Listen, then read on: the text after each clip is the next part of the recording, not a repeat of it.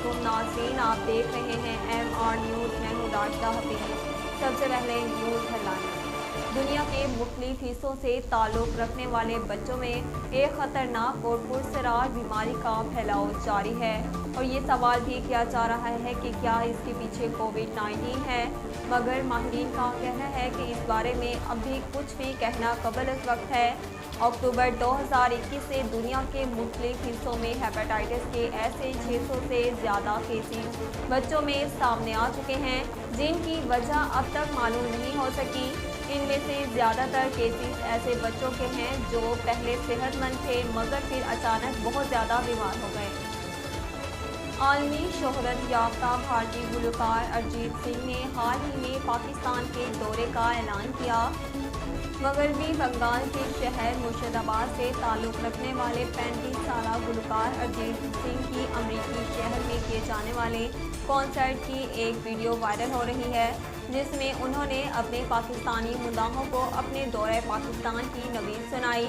Video में देखा जा सकता है कि गुलकार पाकिस्तान से मुतल्लिक गुफ्तगू कर रहे हैं, जबकि उन्होंने ये भी ऐलान किया कि वो जल्द पाकिस्तान आएंगे।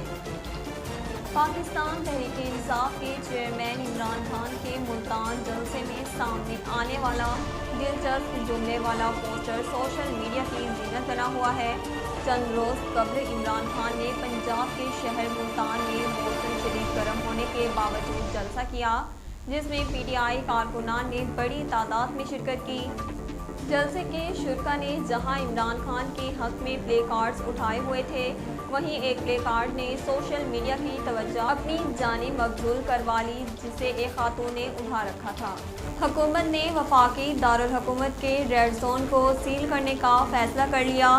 ज़राए के मुताबिक रेड जोन को कंटेनर लगाकर सील करने का फैसला किया गया, जबकि डी चौक को पहले ही कंटेनर्स रखकर सील किया जा चुका है। ज़राए का कहना है कि रेड जोन जाने वाले दीगर तमाम रास्तों को भी आज रात सील कर दिया जाएगा, ताहम रेड जोन जाने के लिए सिर्फ मार्कला रोड को खुला छोड़ा जाएगा। वाज़ेह रहे कि तहरीक-ए-इंसाफ के चेयरमैन इमरान खान ने 25 मई को इस्लामाबाद लॉन्ग मार्च का ऐलान किया, जबकि हुकूमत ने मुश्किल फैसले लेने और अपनी मुद्दत पूरी करने का फैसला किया। National command and operation centre की तश्कील 9 का नोटिफिकेशन जारी कर दिया गया।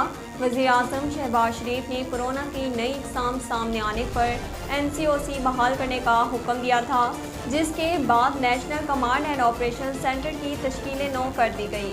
नाज़रीन, अब तक के लिए इतना ही। मज़ीद खबरों और अपडेट के लिए देखते रहिए MR न्यूज़।